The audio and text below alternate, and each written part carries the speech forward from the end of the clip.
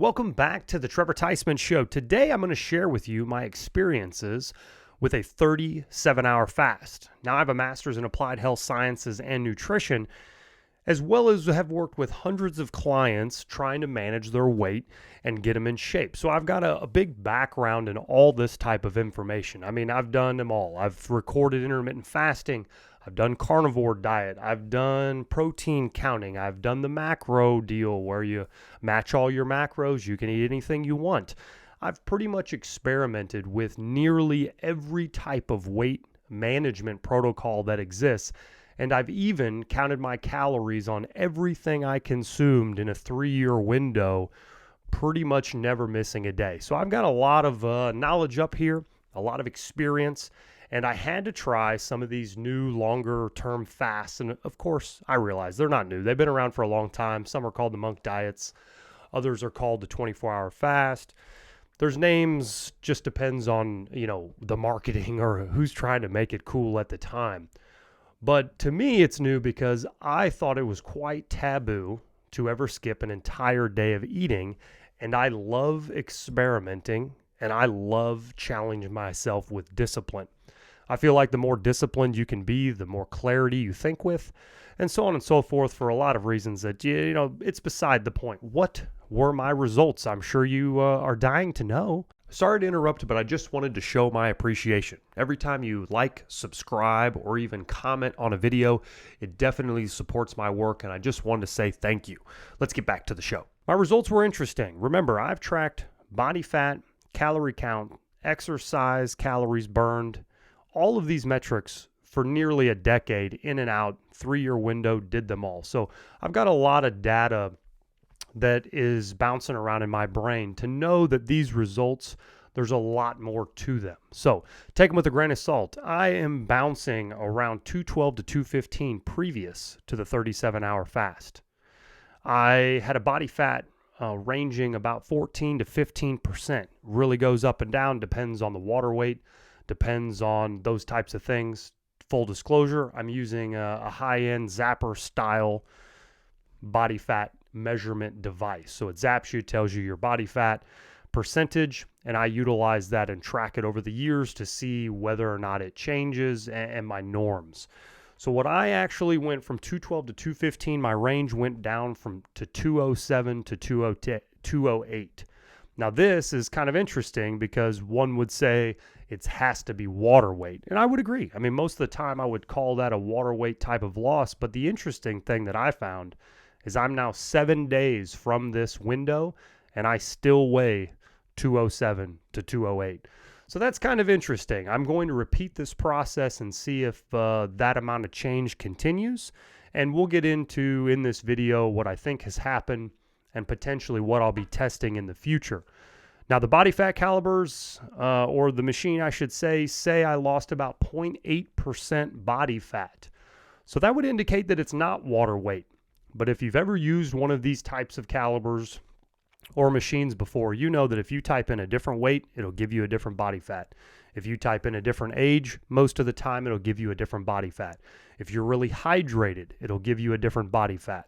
So it's interesting to me that I've had multiple days of this 0.8% body fat drop, even though I've really worked on my hydration. And that was one issue I had with this 37-hour fast that I will explain to you here in a bit.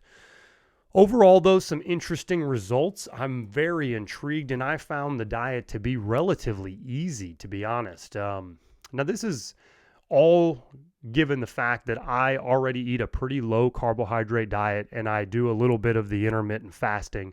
I think it's kind of insane to hear the industry talk about intermittent fasting as if it's this globally insane weight loss protocol where you can maintain your muscle and drop fat. Everyone needs to be doing it. It's really just called skip breakfast. It's not rocket science. And I'll promise you, if you eat as much as you want within that, depending on what you're doing, if you're doing a 16-8, if you eat just like normal and you end up getting into your breakfast calories that you skipped, I can promise you, you won't lose any weight. I have yet to see it with any client I've ever worked with. I've yet to see it in myself to where if you eat anything you want from 12 p.m. to 8 p.m., you won't lose an ounce of body fat. Now, is there a whole bunch of other scientific aspects behind this that maybe you're getting some other formats of positive attributes to your body? It's very possible, but to say that you're going to lose body fat eating in that window, I have never seen it occur if you're still stuffing your face between the 12 and 8. Now, I don't want to make this about you. I kind of just want to tell you my experiences just so that we can have it documented, recorded, because I'm going to continually test. I think experimenting on your body is one of those things that like not a lot of people really do. And if you don't feel great and you don't have energy or you're not sleeping well, it's your body telling you that something is not working properly. So to stand on the sidelines and not want to intervene is kind of crazy to me. So I've always been looking to work at an optimal level, whether it be cognitively, my thinking ability, whether it be performance and being able to maintain the types of activities that I want to do. I enjoy snow skiing, water skiing, lots of active things. I love playing with my kids and doing sports, and I don't want to be tired during these things. And it's not even just tired at a body fatigue level. You got to imagine if your brain's not ready to rock, if you're not functioning at a high level or have a little bit of clarity, all of these events lead to more happiness if you have the energy to do them. And if you feel down, you feel tired, you're groggy, it's hard for you to get up and do things with your kids. You know, to me, I got to take action and I need to be performing at the best of my abilities at all times. It comes from a long line of training for sports. You kind of just get used to that aspect of wanting to be the best at what you're doing. Now, what does this 37-hour fast really mean? It's really easy, let me tell you. You don't eat. You can still drink water. I did use caffeine I actually drank an energy drink. I didn't do the coffee, so most people will probably butcher me here and tell me I didn't fast. But I, in fact, didn't eat any food for 37 hours, and the results were kind of surprising, but not even the weight loss, you may say. I still am not convinced it's not water weight. We'll have to see after I repeat. But the mental clarity and the focus that I had was pretty insane. After I skipped my normal breakfast, I normally don't eat till noon. The interesting thing was I felt hunger just as normal.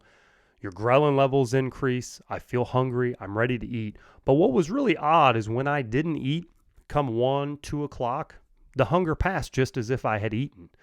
I never really have experienced that an awful much. I'm very calculated. I like to stay on a plan, on a time. You know, when I'm going from 12 to 8, consistency is what helps you maintain your body fat, whether it be at a caloric restriction, whether it be trying to make sure you don't eat sugar.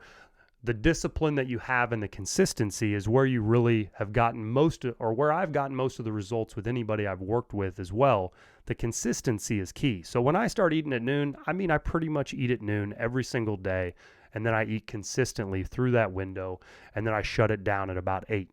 And why I started doing that was because, 15% body fat is at the upper echelon of where I want to be. I like to stick around 12, 10, anything under that. It's very difficult for me to get my body to get there. And it takes an awful lot of sacrifice that I don't really see the benefit in, being a swimsuit model. I'm getting old. It doesn't really interest me too awful much. I just want to be super fit, feel great, and I feel really great at about 10 to 13% body fat. So I'm at the upper end with that 12 to 15, and I'd like to be bouncing more around the 12 to 10. So I had already begun my off season here through the winter, working on the intermittent fasting, bringing things down in a window. Now, did intermittent fasting just make me lose tons of weight? This is a most recent experience I have. I've done this over the years, but no, if you don't calorie restrict or make sure that you're eating insanely healthy foods, then you're not going to really drop any body fat. I've never found that the body fat lowers. But my point is if you're already eating healthy foods and you're already eating in this window, this 37-hour deal I found to be extremely easy. If you maintain a low carbohydrate diet, you get a lot less of the ups and downs with your energy level and your mood. A lot of people have experimented with this, I'm sure, but in my experiences, the lower I take my carbohydrates, the more that I can stay consistent with my hunger. I don't spike up and down near as much whenever I'm eating a ton of sugar. Man, it just feels like you're always hungry, and it's a little bit exhausting. So this 37-hour fast was interesting because as I moved into it, I already had a pretty decent diet. And I would expect that if I was eating pretty crummy and eating an awful lot of sugar, this would be not a very fun experience moving into it. Your hunger spikes are very, very strong, and it tends to really lead to some bad decisions in the following days. Now, on a side note, if you ever wanted a tip, something that works great for me is when you're eating really crummy for quite some time and you're getting these big ups and downs in your hunger, one of the best ways to do it is to make a ginormous steak.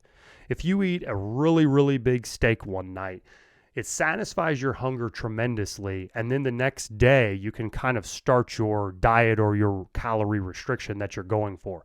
This is a tool that I've been using for a really long time. When it's time to start shedding some body fat, you eat maybe, for me, I have a big appetite, a large stomach. I'm 6'4", weigh 215 pounds. When I want to eat, I might eat 10, 12 ounces of steak, and I am pretty darn full. But what it does is it kind of curbs the whole appetite. The next day, I can reset it. I don't have those swings in that up and down glucose levels of my carbohydrate-based diet that oftentimes you can get in when you're not watching what you're eating. Now, one of the big issues that I had with this was since I was intermittent fasting and already had a low caloric intake, you'll find that your hydration levels become a bit of an issue.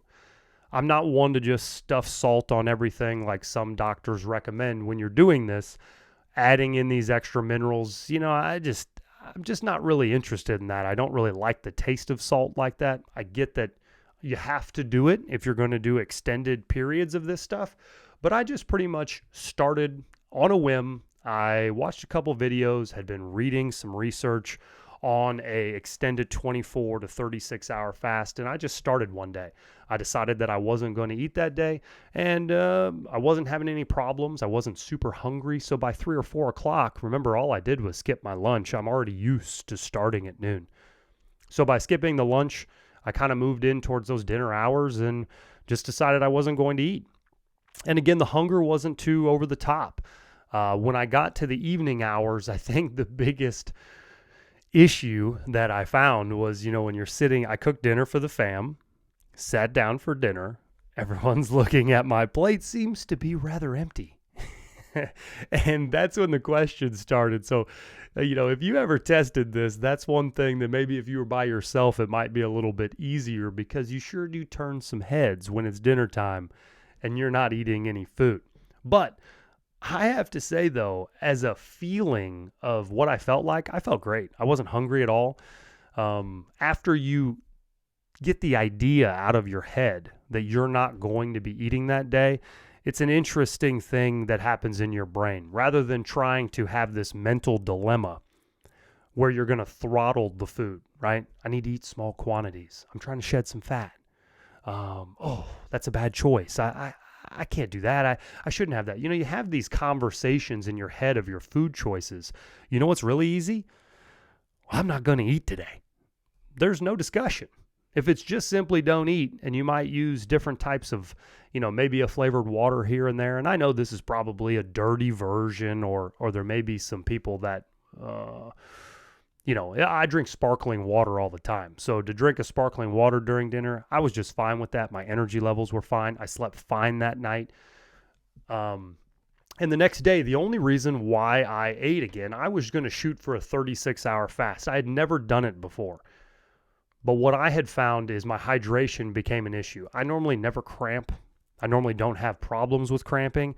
But I had this cramp in my right hamstring. It was driving me nuts. By maybe 10 or 11 o'clock in the morning, I've got a newborn, so I was up pretty darn early. I sometimes am up with her at 4 or 5, giving her feeding, and I cannot sleep after this, so I'm up. So if I would have been able to sleep till 8, I might have been able to push this meal, into the 40-hour window, 42 pretty easily. But I was up at 4 a.m., so when I ate at like 10 o'clock, I was just kind of tired of getting this cramping thing in my hamstring. And leads me to another, when I did I did a carnivore diet, more or less, in 2020, I did a carnivore diet for 28 days. And some of these experiments I find to be insanely fascinating. When I did a carnivore diet, I ate only meat, and I mean to tell you, it changes the way your stomach and your bowels work without a doubt. But your energy levels are up. You're not exactly hungry. It's a lot of the similar things I was feeling in this 37-hour fast that I did. But one thing that I had issues with was, yet again, was the hydration in the carnivore diet. I was not adding, all those minerals that help you hold on to water that I probably should have been doing by the end of it. But what I found insane was by like day 20, I was so tired of having cotton mouth and chugging water, getting nowhere, that I ate a handful of peanuts, and literally for probably 48 hours, no hydration issues at all. Cottonmouth went right away. So whatever it was within that combination of just a handful of peanuts, I realized at that time how little you needed to supply my body. I shouldn't say you, I should say me. I found it very interesting how little I could bring into my body to change something that was going wrong. It kind of opened my perspective to, if you don't like broccoli, I'm not in love with it. I don't think it's bad. Do I have to eat this 6-7 days a week if I could take a handful of peanuts and instantly cure my hydration issues for a 48-hour window? It kind of leads you to believe, what else could we be doing in our daily diets that a minimalist approach could really give you the same benefits and not give you the overload, whether it be a caloric surplus or whether it just be too many stomach issues with eating too many vegetables. Or everyone's different. That's the one thing that's very interesting about this diet stuff, what you're eating. Everyone's different. Everyone absorbs food differently. Some people are allergic to certain things and other people aren't. So for my body, I found it super intriguing what the most minimal amount of something could do for your mood, for your feeling, with just a handful of peanuts. It was kind of crazy to me. But to bring you back to the 37-hour fast, that is exactly what I was thinking about. I broke the fast at 37 hours because I'm not going to walk around with cramps all day. Let me tell you, when you got a newborn walking around your house, the last thing you want to do is be hungry, cramping, and the works, right? I've already got enough stresses going on in the day. So it didn't affect my mood in a negative way, but I knew that if I was going to bend down and get up and bend over and up and down, I didn't really want to take the cramping any farther. So the 37-hour mark is probably where I stopped. But when I do this again, which I will, because I did see a ton of positives and we'll get more into those. But when I started, I will most definitely work on pre-hydration, whether it be drinking Pedialytes, whether it be getting a little bit more salt in my diet for the days coming up to a fast. Hydration became a big factor for me on why I stopped and what I would most definitely work on moving forward. Now, you might be thinking to yourself, there's no way you could fall asleep being this hungry. And I would say you would be surprised because it's not hunger. It's almost as if your meals were replaced with fat. And I think that this will be different for every individual that tries this, because I'm coming from a place of a low carbohydrate diet that's already used to intermittent fasting and eating in a window. So for me, I'm normally not really riding the glucose train up and down, feeling very moody, extreme hunger. That's not my thing. I'm already kind of at that low carbohydrate intake, high protein diet, small eating window. So for me, this was not even a challenge. It felt like I was getting into the ketosis and all those types of things. It felt like I was getting all those benefits relatively quickly. I was feeling insanely energetic throughout the entire day. When I went to bed, I wasn't exactly tired, fell asleep right away, woke up the next day, felt fine. Everything was great, got on the scale and was like, holy moly, I'm 207. I was 214 yesterday. The average, it was kind of crazy to see that. And I was expecting, it's water weight. Here I am, had good sleep, been really actively trying to hydrate, and 7 days later, I'm still 208, 207. Kind of interesting, right? Let's go through some of these questions. What shocked me? The idea that hunger was going away even when I didn't eat. I think one of the most interesting feelings for my body was the idea of ghrelin. And ghrelin is the hormone that tells you whether or not you're hungry. Gives you your appetite. So lunch comes around, stomach's kind of growling, blended the words. Stomach's growling, you're ready to eat. It's most likely, or is, your ghrelin levels in your body have gone up telling you, hey, eat your food, it's time. Well, if you don't eat in that window, what I found was insane that it just completely goes away. So all these years of thinking that I have to curb this appetite with a small, very controlled meal because you want to calorie restrict, it was interesting to me to see that all of a sudden it goes away anyway. So whether or not that's just grabbing fat stores, I don't feel like anything moves that fast. It's a fun idea to think that skipping another meal, it's just instant fat stores. And I hope it is. But I'm not sure and not uberly confident we're not still talking about a water issue. Do you think everybody could do this? I think it would be really difficult to do this without extreme discipline if you were in a glucose-style diet. If you're eating an awful lot of sugars all the time, and remember, sugars are carbohydrates. Carbohydrates are sugars. Your body looks at them at the same as soon as it takes them in and begins digesting them. So if you are a super high carbohydrate eater, I could see where those hunger spikes would be more intense and more uncomfortable. If you're already eating a low carbohydrate diet or next to no carbohydrates and more protein and fats, I don't know that this is very difficult to do at all. When I was at that 37-hour window, I probably, like I said earlier, probably could have went another day easy and went to bed, and then I probably would have been very hungry. So where is that fine line of like benefits meets you're just not eating? I don't know. I think the next test I will do is probably going to be a similar skip a day and try to maybe get all the way to my noon. I think out of everything I've tested and recorded, the concept of utilizing your fat for those replaced meals doesn't mean that when you start eating, you get to stuff your face again. I've seen in multiple scenarios, whether it be with clients or myself, that if you miss some meals and then you smash food, you don't get anywhere. Your body grabs all that food, replaces everything it didn't have, and you're not going to get into any new territory. So the idea that my next round, I make it all the way to the noon phase, so eat your dinner, skip the whole next day, get to noon, that'll probably be my goal next time to see what that looks like. And if I can get right back on track with eating the quantities that I normally eat, then I should be matching my metabolic rate just fine.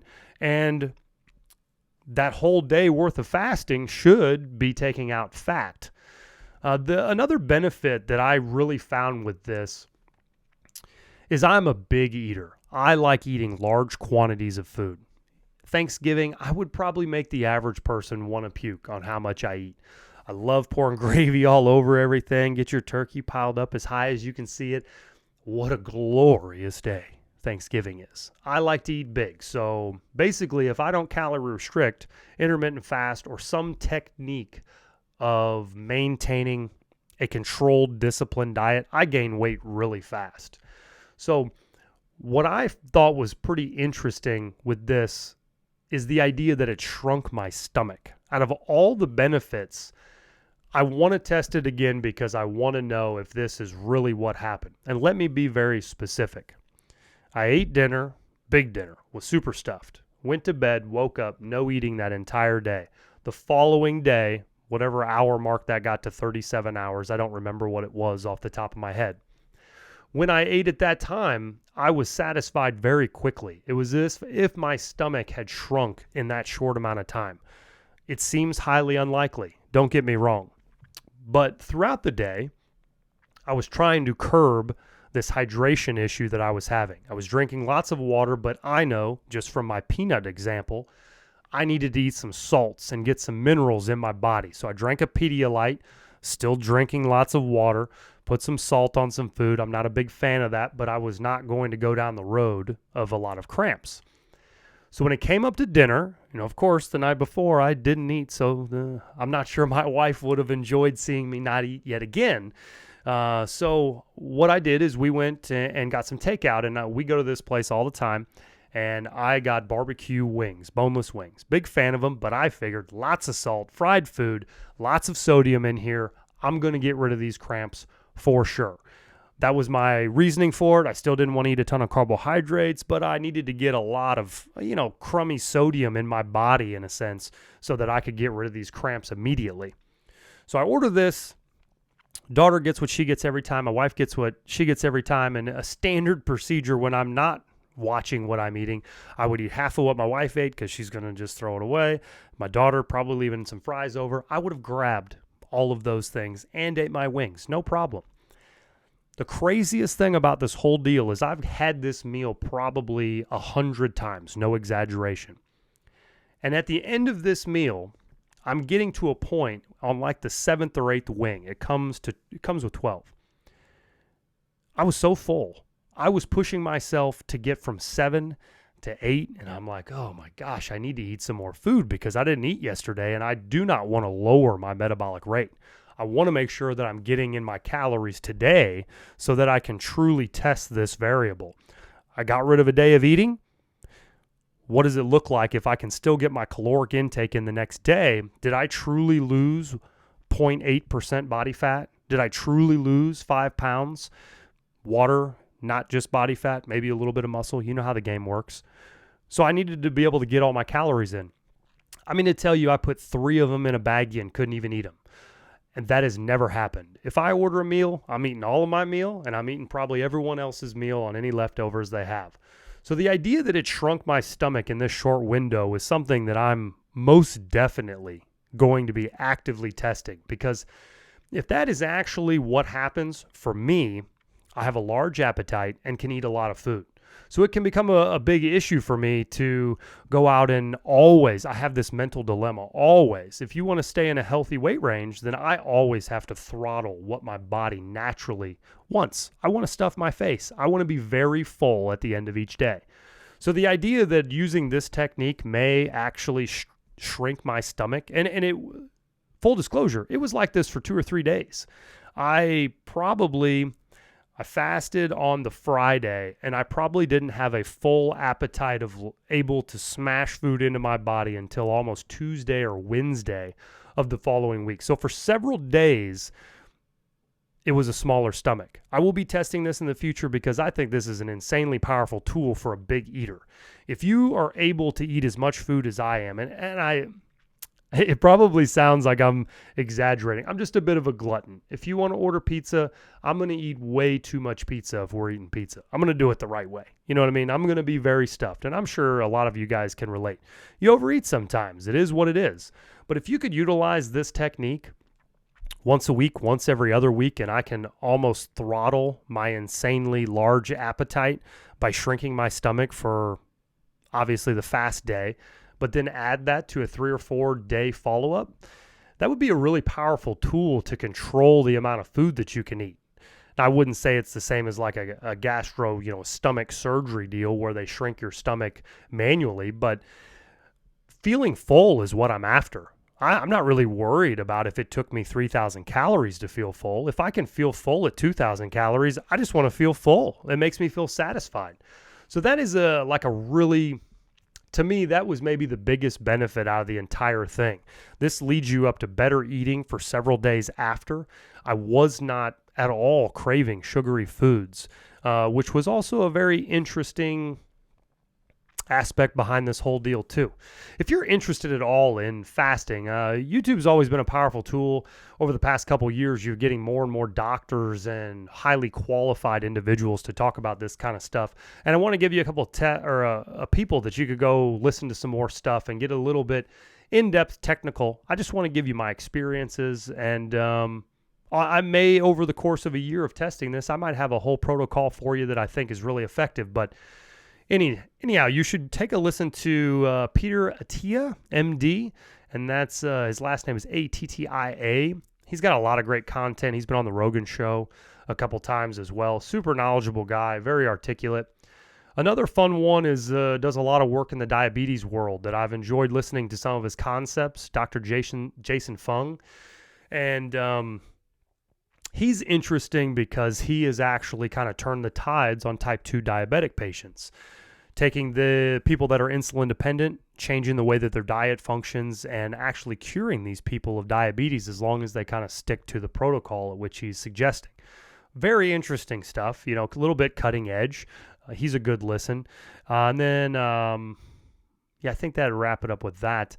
There's a lot of people, though, get on there and try to listen to some different aspects and listen to experiences. I don't want to tell you to go out and do a day fast by any means, but if you're a little bit unhappy with your mood, or you're not sleeping really well, or you find it nearly impossible to move into a different style diet, a 36-hour or 24-hour fast can be a powerful thing to reset everything.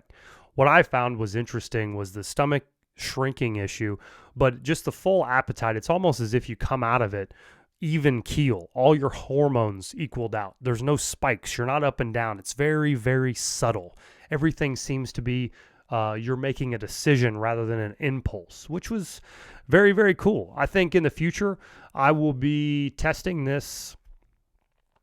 I'm going to do probably once a week, but the hydration issue that I had, it took me nearly 6 days to get my water and my cramping to completely go away. Now, I wasn't cramping past the first 48 hours, but with what I had, my legs were just really, really tight. So to feel 100%, no issues at all, full range of motion, able to lift weights and everything, it took me probably 4 days. So I wasn't exactly ready to jump back on it.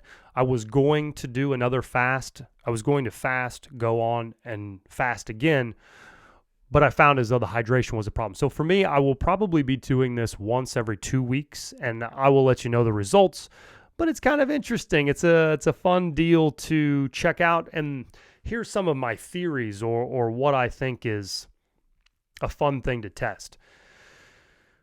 The Dr. Fung, he speaks an awful lot about metabolic rate.